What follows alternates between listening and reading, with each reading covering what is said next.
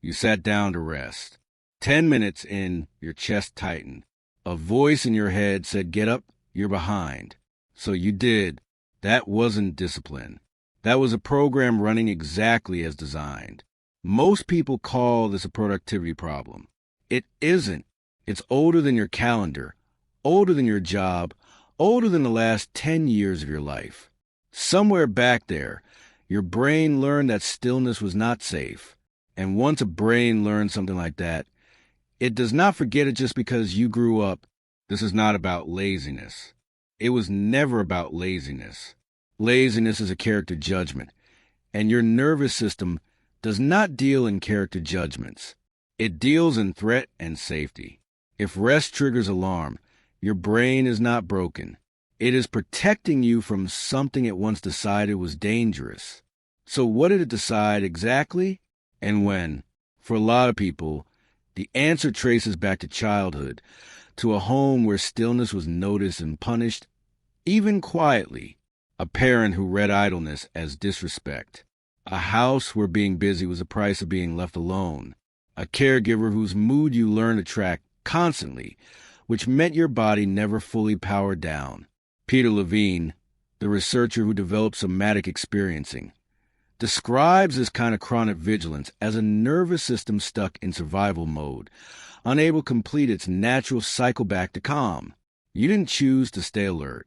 Your body simply never got the signal that it was over. Think about report cards. For some kids, a good grade bought a few hours of peace. A bad one meant tension in the house for days. Rest in that environment was not neutral. Rest was what happened right before something went wrong. So the brain did what brains do. It built a shortcut. Stillness equals danger. Motion equals safety. That shortcut was useful once. It kept a child adaptive inside an unpredictable household. Schema therapy, developed by Jeffrey Young, has a name for the belief systems that get built this way. He calls them early maladaptive schemas. Deep patterns formed in childhood that keep operating in adulthood even after the original conditions disappear. One of the most common is what he describes as an unrelenting standard schema, the felt sense that you must always be achieving, always producing, or something bad will happen. Notice the wording. Not, "I want to achieve." Something bad will happen. That is not ambition talking. That is a threat rule wearing the costume of a personal value. For other people, the encode wasn't punishment for idleness. It was neglect during idleness.